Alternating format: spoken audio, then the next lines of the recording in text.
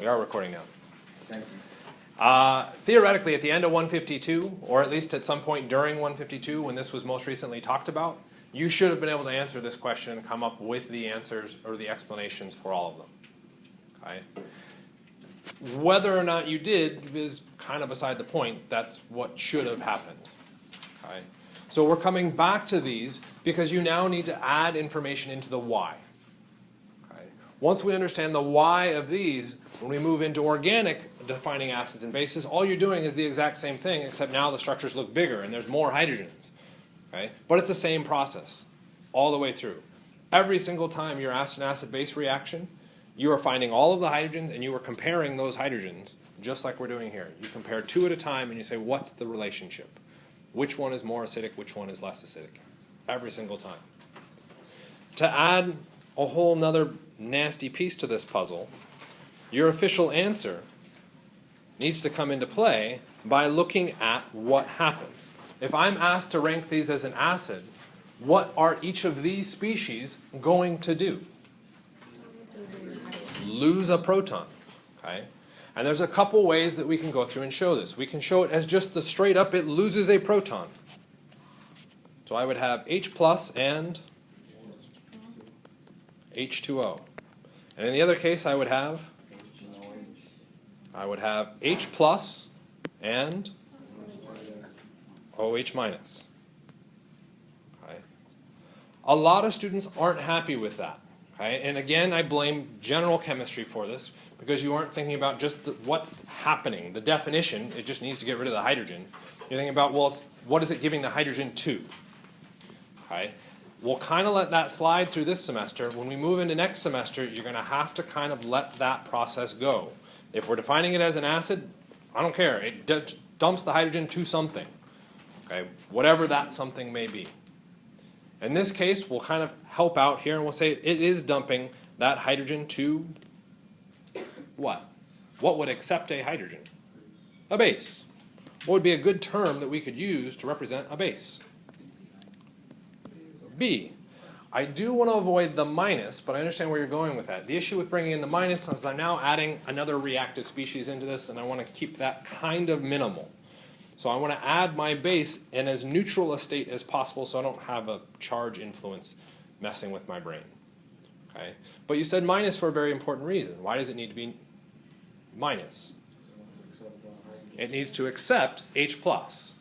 So it needs to have electrons. So a negative charge would inherently accept a positive. But does it have to be negatively charged to have electrons? No. What I will need is a pair of electrons. So that will be my simplified version of this. So that when I now go through and draw out my results, I end up with HB. And I can even put the positive on there to specify it.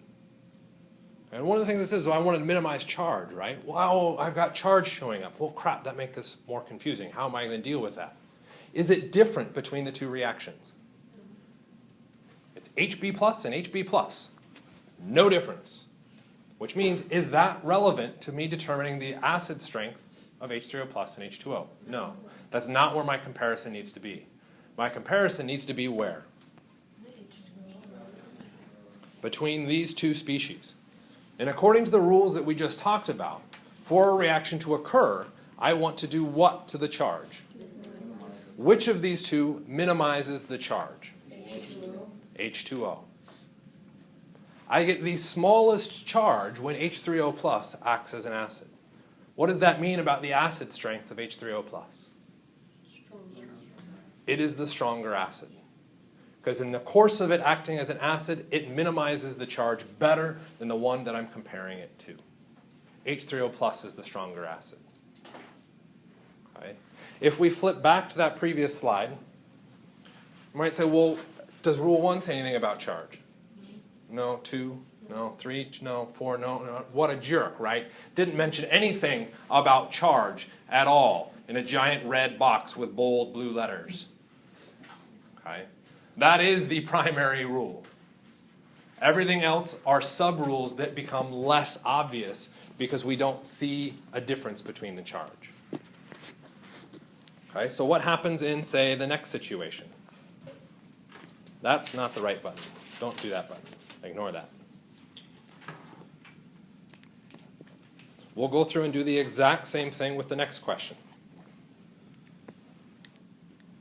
What happens when HF acts like an acid? What do I get? I get H plus and F minus. HCl, H plus and Cl minus. What is the difference between these? Let me try that again. Where is the difference between these? I'm comparing F minus and Cl minus. I don't care about the H plus. Okay. Why do I not care about the H plus? It's the same under both circumstances. I want to be looking where the difference is. Okay.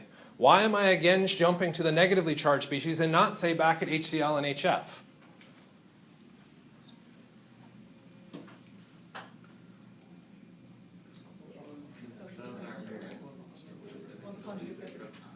So, hearing lots of different answers. Conjugate base. When we look at acid strength, we almost always rank or look at the conjugate base.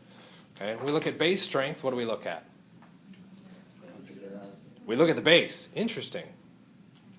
Okay? We don't end up looking at the conjugate partner under most circumstances. Okay? The reason being is that when we're looking at base strength, we are typically looking at our electrons. Well, why would we look at our electrons? How do we determine Lewis structure? Looking at the electrons. How do we determine resonance? Looking at the electrons. Where are the electrons most obvious in this equation, on both of these equations? With our conjugate bases, because they're negatively charged. Okay, so what we're trying to identify is the most reactive thing possible, the most charged thing, and keeping our focus there as best as we can, because that's going to be the easiest place to do our comparison. If we use our first approach, minimize charge, well, both of these generated charge. Okay? And they both generated the same charge. So nothing's obvious. We have to move to our next step, which would be our Rule 1.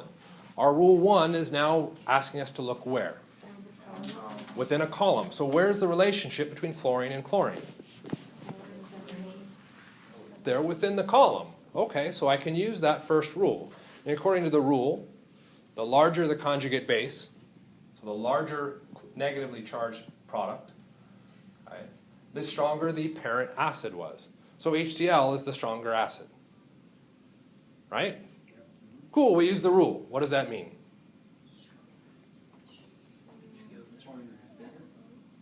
Okay, why? Why is that the rule? Chlorine holds the electrons better in a sort of resonance way because it's a bigger atom. What we're looking at is the reactivity of that electron. Well, an electron on fluorine is the exact same size as the electron on chlorine, except fluorine is very small and chlorine is very large. In the case of chlorine, that electron can now move across a much larger area than it can for fluorine. The larger area I provide for it, the lower energy it becomes. The lower energy it is, the more stable. HCl ends up being the stronger acid because the anion, our conjugate base, can stabilize that electron better because I'm providing more space for it to move. Okay? This may seem odd because this is counter to electronegativity. According to electronegativity, fluorine should be the stronger acid. Okay, so they're competing against each other, electronegativity and size. Well, which one wins? Size. How do we know that? We paid some poor sap to stick their hand in HF versus HCl and saw which one damaged more immediately. Okay? So I got a question. Yeah. So say if you change the HCl to HS, so it's not in the same column, then the electronegativity will take. If we now have to compare across columns and rows, we have to be much more careful in our approach for deciding acidities. Okay? The way to do that is to find the thing in common. So what is in common between S and F? sort of hint, there's two things in common between S and F.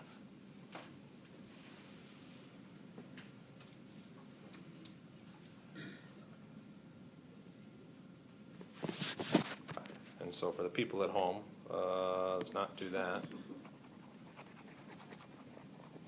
The people at home, number one, I better pull out a periodic table and look at the periodic table. I'm not about to draw that.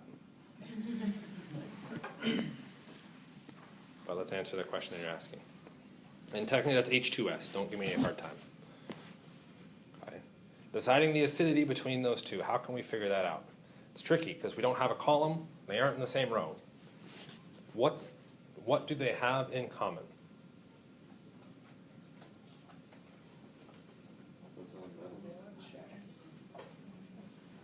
They have oxygen in common.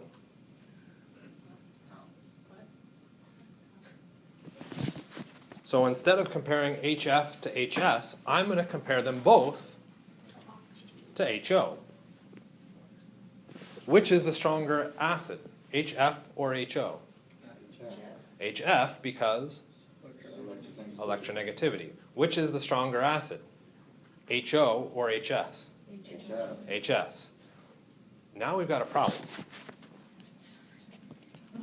We have HO, and we know HF is a stronger acid than HO, and we also know so is HS.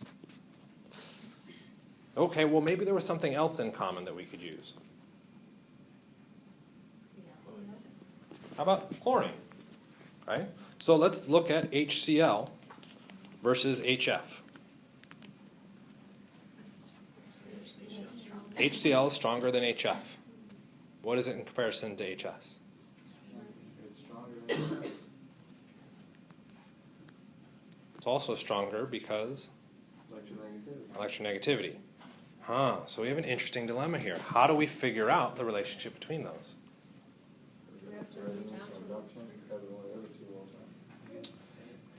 This is going to go outside of our basic trends. If we go outside of our trends, what do we have to do? Test it. You'd have to know their pKa's. So you'll notice that I will never provide you a ranking on the, what would that be, the right to left angle. But I might very easily give you a comparison on the left to right diagonal. Because you can again go back and compare up. Okay. You can start to take educated guesses about the potential for acidity differences between those. Okay. I would argue let's not mess with it. Okay. Size is probably more important than electronegativity. So I would hesitate to guess that H2S is a stronger acid than HF. But I'm guessing. The only way that I would expect you to know that difference is by looking it up and looking at the pKa's. Okay, and we haven't talked about pKa's yet, but we'll get to that. Nope, they'll ask the same thing, left to right. So you will give an example like HO. So I could ask you to compare the acidity difference between HO and HCl. That is a fair comparison. Okay, or NH and SH. Okay. And then you just compare them the same way? Same way. You have to bring in something that allows you to compare them. So in the case of HF and HS, we tried to find the thing in common, which was going back to HO or going back to HCl. Okay? And what we found kind of screwed us over because either way we look at it, we don't match a trend. Okay? We don't have an easy way to compare. And what we're looking at is now competing things, competing in a direction we can't evaluate. So we're trying, so when we go from the left to right. Left to right. A question.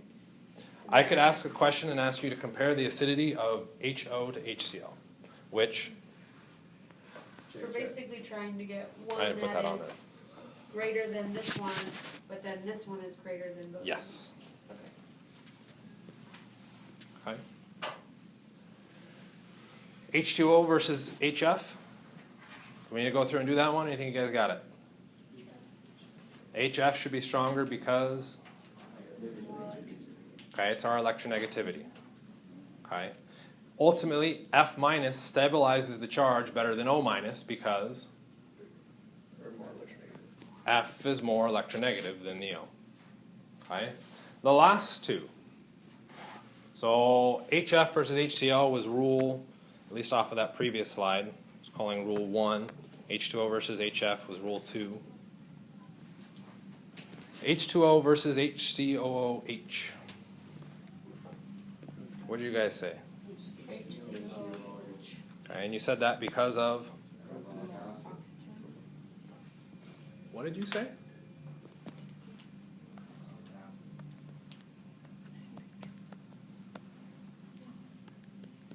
If you look at the Lewis structure, what functional group do you have here?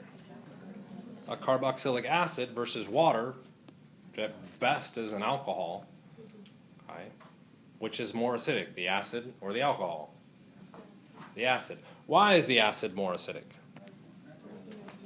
If we remove that hydrogen, what we're comparing is OH minus to that O minus. Which of those is more stable?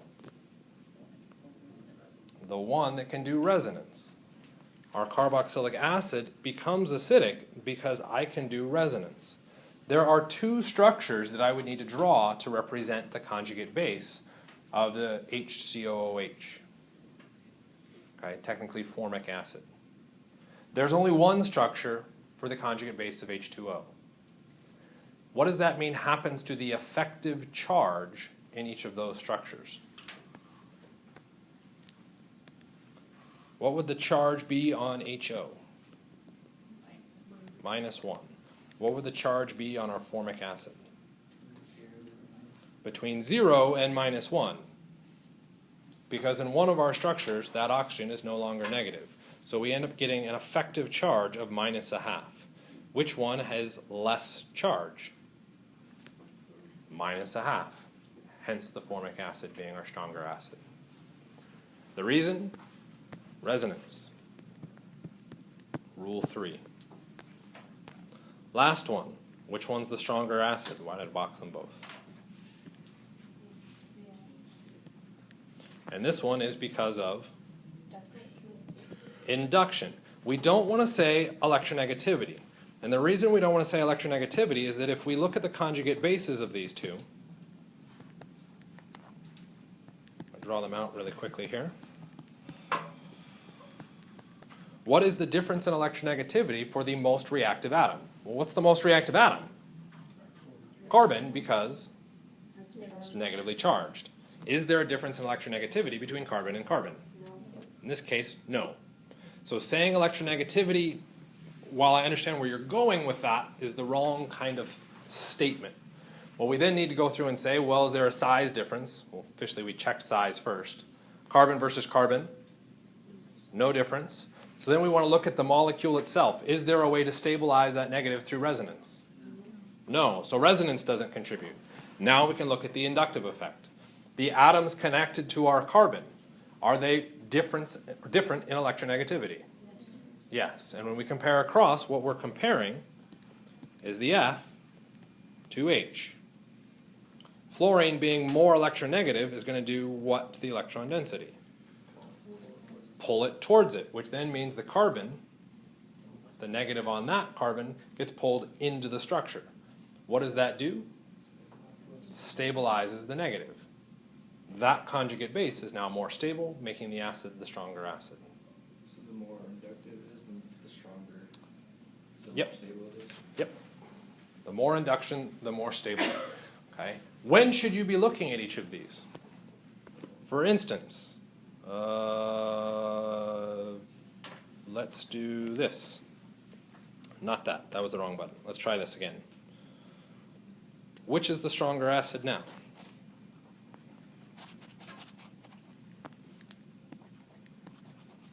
H3F or that other one that I'm attempting to leave is the only one?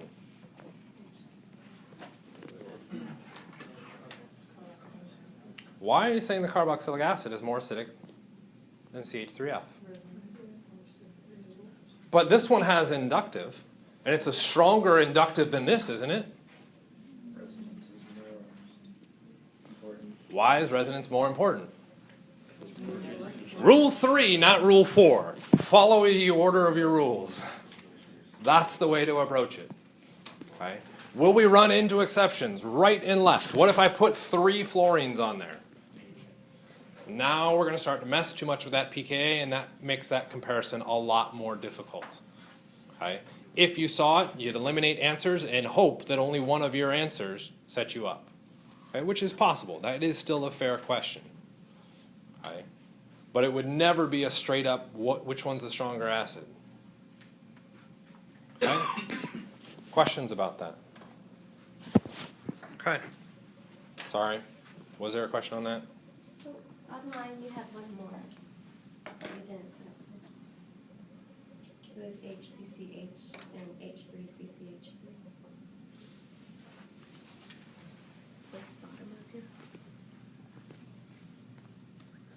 How would you? No. Okay. That's actually right. Yeah. God. Here. Yeah. Okay. So, How do you do that? when we look at our acids, notice the red box. What are we comparing? We're going to be looking for acids. Hey, look at that, I color-coded. If we went through and changed the appearance, and we wanted to compare base strength, we'd look in the blue box. Okay? Are our rules going to change for ranking acids and bases? No, really the rule stays the same, but it's a question of what you're trying to do with your acid or your base. So you have to apply the definition of acids and bases appropriately. When we look at an acid, what are we trying to do? Get rid of the hydrogen. To get rid of the hydrogen, I must form a stable product. To look at a base, what am I looking at? I want to accept a proton, but it's really hard to look at the acceptance of protons because all atoms are going to accept protons. So what we might evaluate instead is the electron donating ability. Okay? So we end up flipping the rules kind of on their head. When we look at evaluating acid strength, we're looking for the most stable conjugate base. When we're looking at base strength, we're looking for the least stable base right out of the gate. Okay? The rules are still the same. You need to look for charge. Okay? We want to minimize charge as best as we can. Okay? Look for size. Look for electronegativity. Notice that I've done a subtle change in our rules. First off, abbreviated them, and then also have changed this around. We're looking at reaction that minimizes charge. That's an atom effect. Where's the charge held? We still have an atom effect, size of the atom holding the charge. We have another atom effect, the electronegativity of the atom holding the charge. But then we're out of atom effects. We can't look any further. So what do? Well, when we had R and S rules, what did we do when we couldn't find a difference? Move further out one. When we go out further one from an atom, we end up moving into the molecule. Okay? We're still using the same effects. When we move out into the molecule, our important aspect is size. Well, how do we see size when it comes to a molecule effect? It's resonance. It's how are those electrons distributed through the molecule. If we can't distribute them, then there is no molecular effect. If I can, now there is a molecular effect. That's our resonance. If I don't have resonance, then I can move into this inductive effect and see how that induction works. Okay? And then we run into the really fun one. Okay? What if it doesn't fit any of the above? Well, start guessing really carefully. Okay? The next big one that you would get tested on is hybridization. Oh, we never talked about hybridization. Yeah, we did. And when we talked about hybridization, what did we say changed when we changed our hybridization? The electronegativity. Our hybridization effect is actually rule number 3. Goes all the way back to our electronegativity. Okay? We have to be able to apply our hybridization theory up. So when you're thinking, oh, I didn't need to memorize that hybridization, that was unit 1, that stuff doesn't follow through. Everything follows through. It's coming back. So you're saying that a hydrogen that's attached to a pi bond would be a high stronger acid than something attached to a sigma bond? Yes. Which is the question you were asking about this last one, which we'll look at. Okay? So if we go through and evaluate each of these, you should be fairly confident with those first, that's 5? That is 5. Why did I think it was 4? Okay, those first 5. So let's take a look at 6, okay, and see what's happening with 6. Which of those is the stronger acid? Okay. Might be difficult to identify when we're looking at stupid formulas. Unfortunately, you are responsible for converting stupid formulas into structures. So, do so. We're looking at that for our structure on the left and that for the structure on the right. So number 1, you should already start to panic mildly when looking at these for a couple reasons. First reason being, these structures got a lot more atoms in them. Number 2, there's more than one hydrogen. Okay? So we go, oh crap, now I got to compare more than one hydrogen within an individual structure. But we then stop panicking because what is the difference between the hydrogens and acetylene? There is none. It doesn't matter which hydrogen I'm looking at, they're the same. How about the hydrogens in ethane? They're the same, so I don't really care. Okay? So we can simplify our approaches. If we went through our rule sets and we tried to remove a hydrogen, whoops, we would have a negatively charged carbon, right? Didn't matter which hydrogen I removed, so we just removed that one.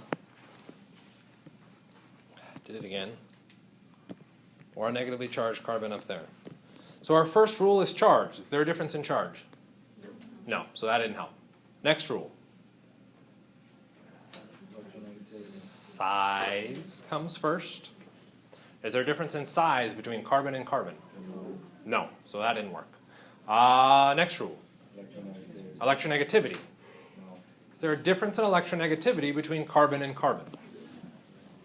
We're getting a mixture of yeses and nos. I'm okay with accepting the no. Let's move to the next rule. Resonance. Can we do resonance? No. Okay. With that electron, I could try and move it in here to form a quadruple bond, which fine, let's just say we do it. But then how many bonds would that left carbon have? 5. So we would have exceeded the octet. We have to break a pi bond, which means we shuttle the electrons right back to our carbon. No resonance for that. An eraser. No resonance for that top one. How about the bottom one? Try to do the same thing. We're going to exceed the octet. Doesn't work. Okay, so no resonance. Induction. Okay, well, this carbon is connected to hydrogen, hydrogen, and carbon. What is this carbon connected to? Carbon. Well, is there a difference in electronegativity between carbon and hydrogen? Yeah, but how about between carbon and carbon? No. So are those extra hydrogens really doing all that much for us? I don't know, that's kind of hard to say. Okay. So we move on to the now the O carb, okay, which is hybridization. What is the hybridization in acetylene for this carbon?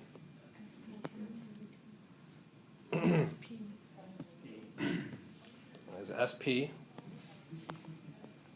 The hybridization for the bottom carbon, sp3. There are 4 groups of electrons. It needs to be sp3 hybridized. What is the difference between an sp orbital and an sp3 orbital? SP is more percentage of bonds, so it's sp has more percentage of what? of a pi bond. Of what? Feelings. Okay. Does everyone want to agree with that statement? The sp has more p orbitals in it than the sp3? No. Okay, so let's switch that up. That's fine. That's what I'm. Okay. It has a larger percentage of S. So what is the difference between S and P?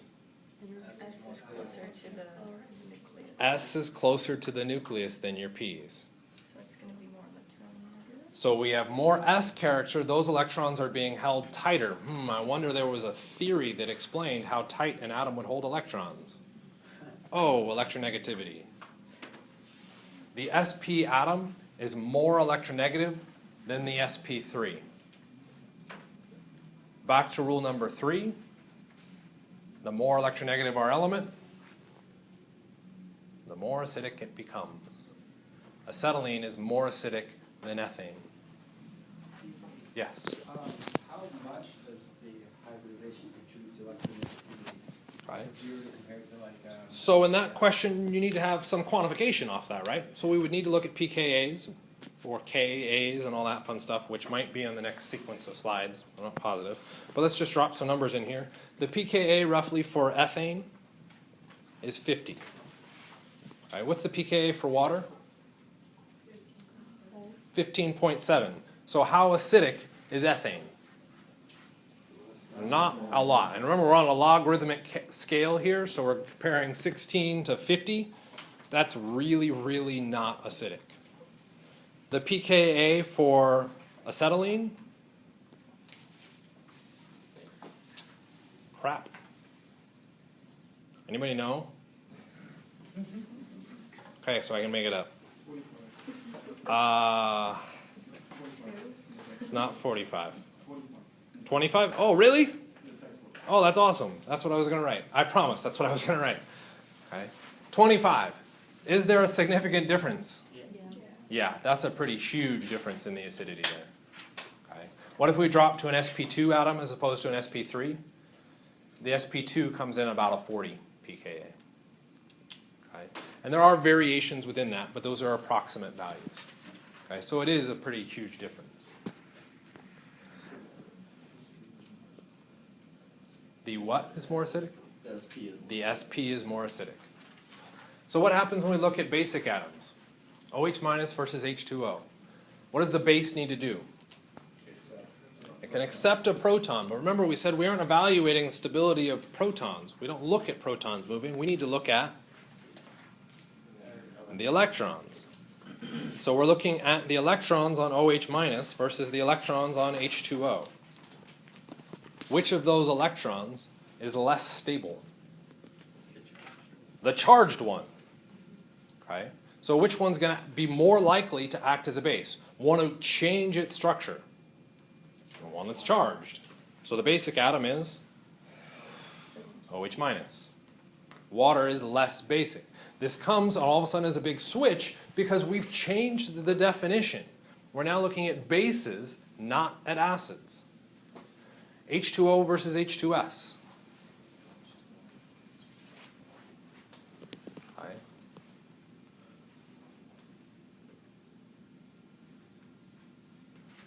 What do we think? Okay. Ah, yeah, some dissension among the ranks. I like it. We're looking at the electrons. We said size. So those of you that said size in H2S, why'd you pick H2S? It's bigger. What does it do to the electrons if it's bigger? It disperses them over a larger area, making them more stable, less reactive. What are we trying to find? The most reactive. That's just what bases are. Okay? So you have to be careful, and this is a common thing. The first semester ACS test tends to look at acid strengths a lot more than base strengths. Okay, so they're kind of going at a simple level first. They're sticking with the acids because everybody seems to be able to deal with acids better. Second semester, they really start to test heavily on the bases. Okay? You have to be careful because your logic is changing on it because your definition is changing. Okay? Kind of makes sense? We need to go through the rest of those? Okay. NH3 versus H2O.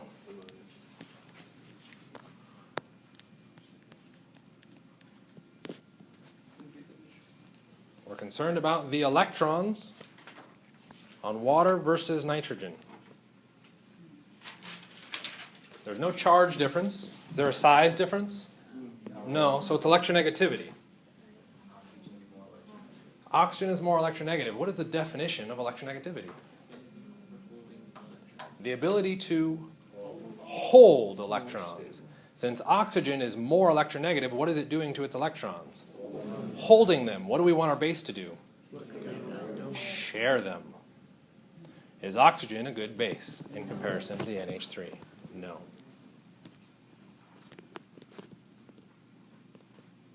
Swap the definition and everything goes out the window. Walk very, very carefully through what the definitions mean. Next one. OH minus versus, here's our stupid formula thing again. Would you like the structure? Yes. I kind of assumed that.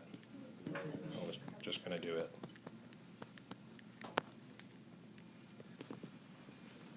So it has resonance, so it shows. So the HCOOH or HCOO minus has resonance, which means where do those electrons go? Into the structure. Makes it more stable. What do we want the base to be? Less stable, which means OH minus is the stronger base. Watch your definitions. CH3 minus versus CH2F. Is there a minus on the CH2? Yeah. On the which? It's on Carbon. the CH2. The CH. Yeah, they both have you. The CH2F, CH2. Oh, yeah, sorry. It's on the F. There's the minus charge, it's on the carbon. Okay. It needs to be on the carbon. So we're now looking at an inductive effect. Which of these are exhibiting a larger inductive effect? The F. What is that F doing? It's pulling electrons into the structure. What does the base need to do? Donate electrons out of the structure, which then means... Well, this is interesting. It all seems to be on the left-hand side. I wonder who thought of that. Whatever is stronger acid is then the weaker. If you have a stronger acid, then the opposite is. So, this is a common misconception that gets floated out there. Okay? If you have a stronger acid, you then have a weaker base. Or if you have a stronger base, you have a weaker acid. No. Okay? If you have a stronger acid, you have a weaker conjugate base. So you're looking at changing the structure. You can't just say, oh, it's a weak acid, so it must be a strong base. Okay? So the classic example I like to throw out for that, CH4. What did we say its acidity was? Very low acidity. We had a pK in the 50 range. So it's a horrible acid. Oh, so that means it's a good base. No. Its conjugate base, CH3 minus, is a strong base. Why is CH4 minus not, or CH4 not a base? It needs to donate electrons. Where are its electrons? They're already in bonds. There's no electrons to donate. CH4 cannot act as a base. Okay.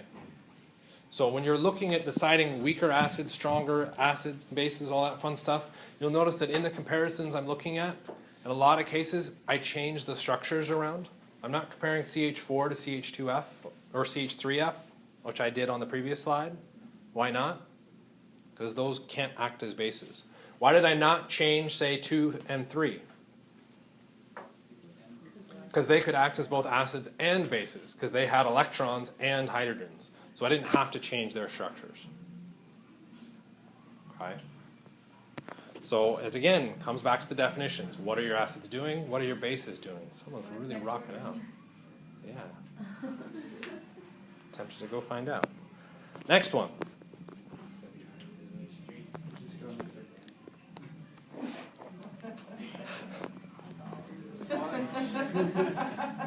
Why is CH2F not? We've got enough stuff to talk about.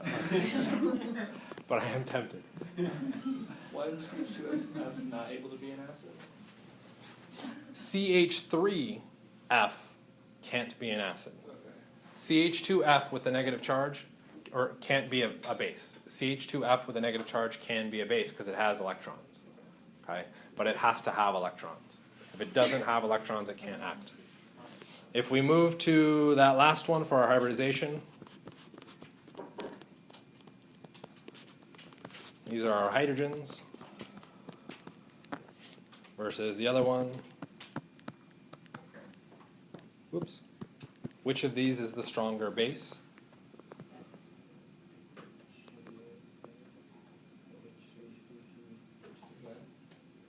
The which one? The H3CC or H2 is the stronger base. Why is it the stronger base? sp3 versus sp2, or sp. You got me doing it now. Okay. The sp atom is more electronegative, meaning what is it doing to those electrons? It is holding them, which makes it more stable, less basic. Okay. Lots and lots and lots of practice. As you move further across, your structures get much larger, and you have to look at a structure with tons of different hydrogens in it and start to evaluate each of those hydrogens and compare them to every other hydrogen within the structure. For this semester, you're typically only finding one acidic hydrogen within a compound, most circumstances. Okay. As we move later and later in the semester, you're going to start to see there will be 2 or 3 acidic hydrogens. Well, which one do you pick? The one that is going to generate your most stable product. It always comes back to that stability. Minimize the charge as best you can. Is that a question? Kinda. When you do the conjugate bases of those, where's the hydrogen? These are conjugate bases. Yes. So don't tell me do the conjugate bases of these. These are the conjugate No, that's bases. what I'm saying. When you did the conjugate base of those, when you got those right there. Yeah. Where are the hydrogens going? Because you just took the hydrogen off and made it the carbon. I'm looking at a new structure. I'm saying now that I have this structure as a base and I want to compare its base strength to this, how do I, which is the stronger base? Okay. Not how did I make this? A relevant question. Don't worry about it. Okay, I didn't make it like this.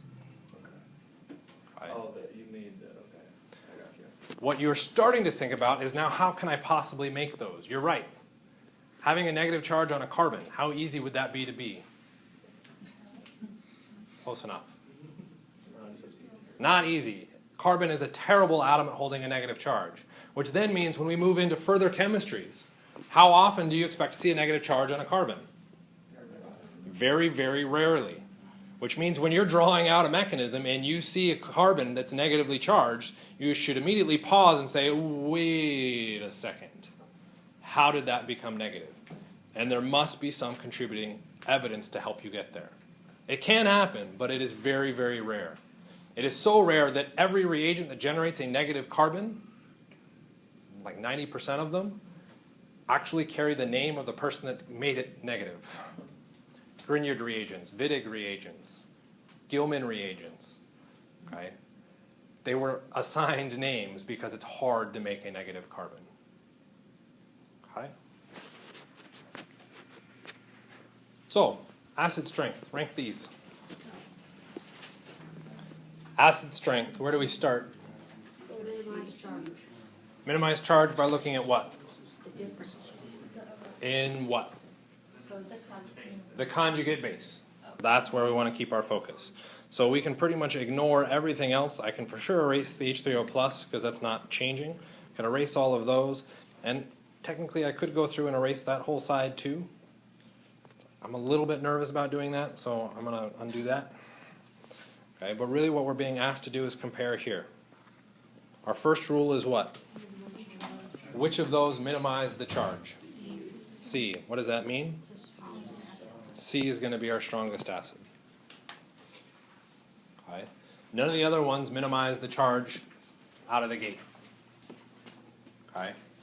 Or have got rid of the charge. That's what I'm looking for. So our next rule, size. So what am I comparing? It's not just size, it's the atom effect. What atom holds the charge in A? Oxygen in B. Oxygen in C, D. Oxygen. So is there an atom effect of size? No. Next rule. Electronegativity. Is there an atom effect of electronegativity? No. Next rule. Resonance. Is there resonance in any of those? Where's that resonance? D has resonance, which then means it's more stable, which then makes it our stronger acid. Okay. Between A and B, there's no resonance effect, so we have to move on to our next rule. What's our next rule? Induction. Where's there an inductive effect? Or is there one? technically both. That's what I wanted to hear. But isn't B more stable? Okay. Why are you guys saying B has a bigger inductive effect than A? They both have fluorine. Fluorine is closer. Okay, your inductive effect drops off very dramatically the further away you get from the reactive atom. Okay? So the closer our electronegative atom is, the larger of an effect it will have. B is going to become more acidic than A. Just because of its location? And it's because of the location. It is still an inductive effect differentiation between those two. But B is closer.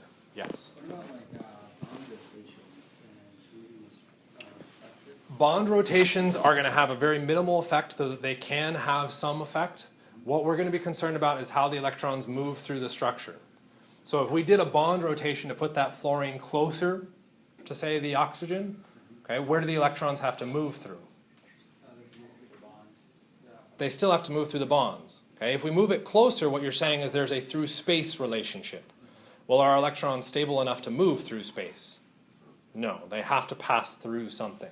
So while there is a stabilizing feature there that happens in much larger molecules, doesn't contribute enough to be worthy of our analysis in this class.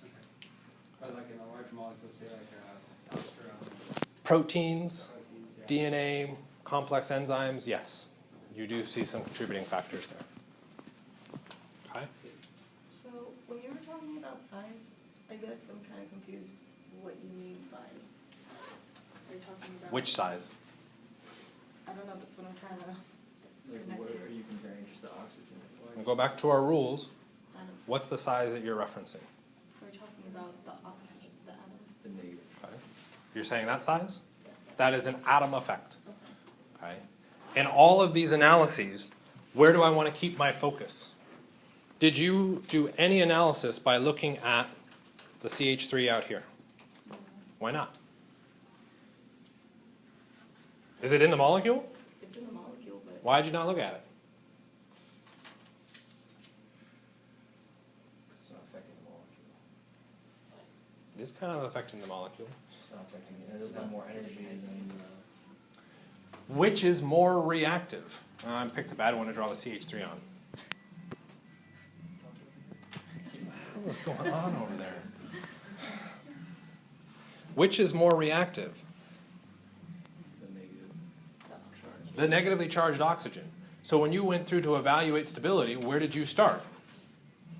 At the highest energy particle. That's where you need to keep your focus. So where is that negative charge held? On the oxygen atom. There's our atom effect. Okay, we're finding the highest energy thing and we're evaluating what's holding that thing. Okay, thank you. There's still too much to talk about. Quantifiable acidity. So let's take a look at this.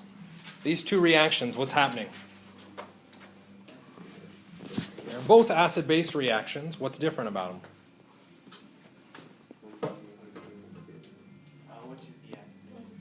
In the top case, we're saying that's acting as an acid, and in the bottom case, we're saying that same species is acting as a base. How could we possibly decide which one's correct? As we look at our charge, what happened to our charge? Still kind of both came out the same. It's kind of tricky. Okay? So it might be nice if we had something else to help us quantify and decide the balance of which direction our which reaction should work. This comes back to looking at our Kas. Okay? Our equilibrium expressions. You remember those, right? You love those in 152?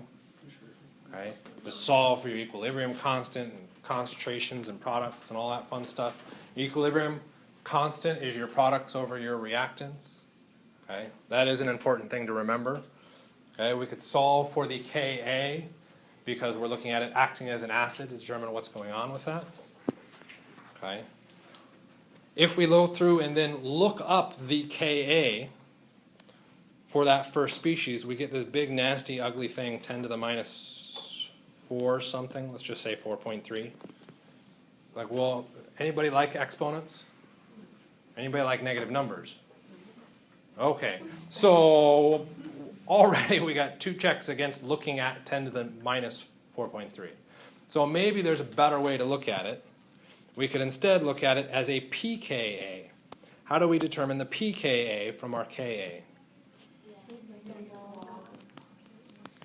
We take the negative log of our Ka. When we do that, we end up finding out that the pKa for that first species is 4.3-ish. What is the pKa for water? 15.7. Sorry, I thought I wasn't recording. Well, with that information, can that help me predict which of those should act as an acid? Yeah. Which one's the acid?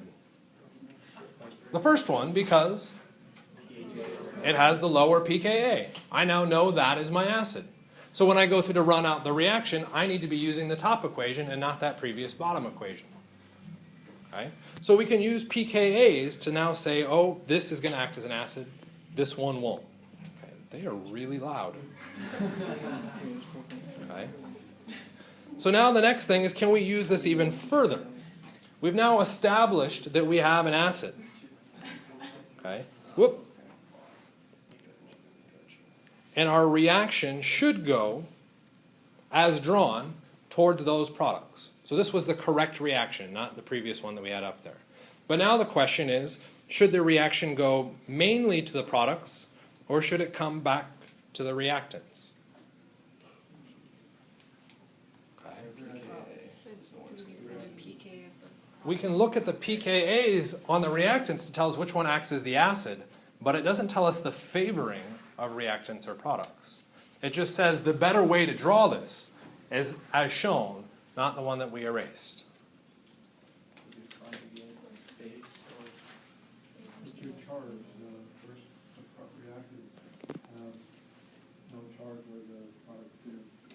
Okay, so we could try and make a charge analysis. No charge versus charge. What does that tend to suggest to you?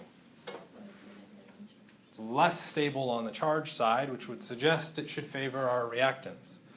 Okay, remember how I said there are some things that kind of go against those rules? Okay.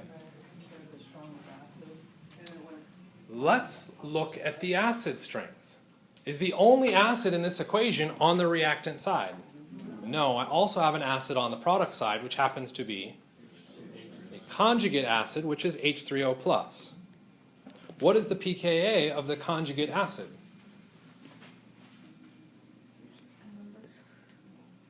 No one's memorized your pKa's for the conjugate acid? H hydronium ion from 152?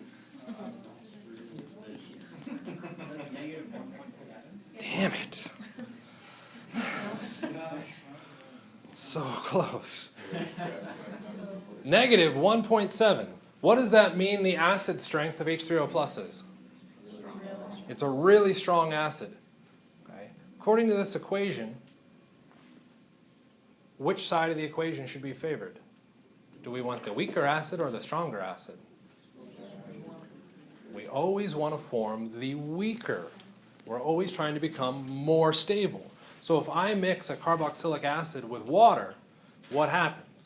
Well, it's an acid, so it could theoretically produce these products. But in the process, I end up forming a conjugate acid that is more acidic than my starting material. What does that suggest happens with the equilibrium? It's going to favor the reactants. And we end up not seeing very much of this reaction occur. I can now use this information to help predict. Okay. For those of us that looked at the charge, hey, look, the charge balanced out correctly too. It even matched our pKa values. Okay. So I was wrong when I said there was an exception. Oh, look at that. It's always nice to be wrong and right at the same time. Okay. Those rules still amazingly hold. So when we're looking at it, evaluate your pKa's. The bigger your pKa, the weaker the acid. The smaller the pKa, the stronger your acid. You can use that pKa value to help compare which side of the reaction should be favored when you're running an acid-base reaction. Is it critical to know the pKa's of all your functional groups? No. Is it really, really important? Yes. Okay? So I would highly recommend that you spend some time to memorize the pKa's for at least these functional groups. I'll slide back in the next slide in just a second. Okay?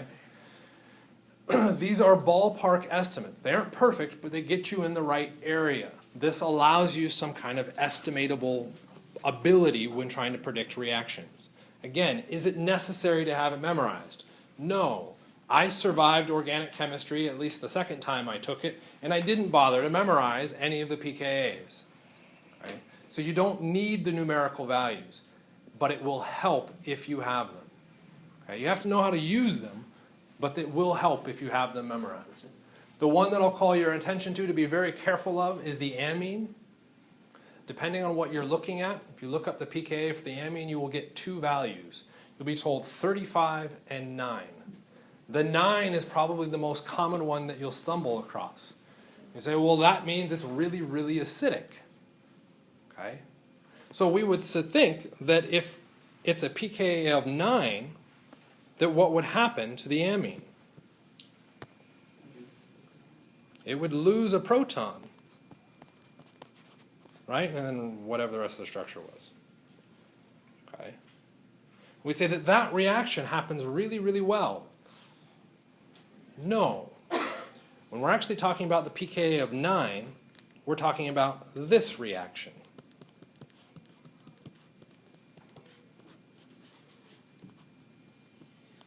This is your pKa of 9. Whoops, I meant to write 9. And that other reaction is the pKa of 35. Okay? You need to be aware of the various protonation versus deprotonated states of your primary functional groups. Most functional groups with our oxygens or our carbons are relatively straightforward. It's pretty easy to figure out their protonation states. Nitrogen is very, very tricky. Okay? Because it can either be deprotonated from the amine to form that negatively charged nitrogen, or it can be deprotonated from the ammonium state. Okay? The ammonium state to the amine is a pKa of 9. From the amine to the amide, our negatively charged nitrogen, is a pKa of 35. It's a nasty one. It'll come back and bite you real hard if you aren't careful with it, particularly for those of you who have to move into biochem. Okay? Questions about any of those? Okay, I'm just kind of curious. Just see where we are.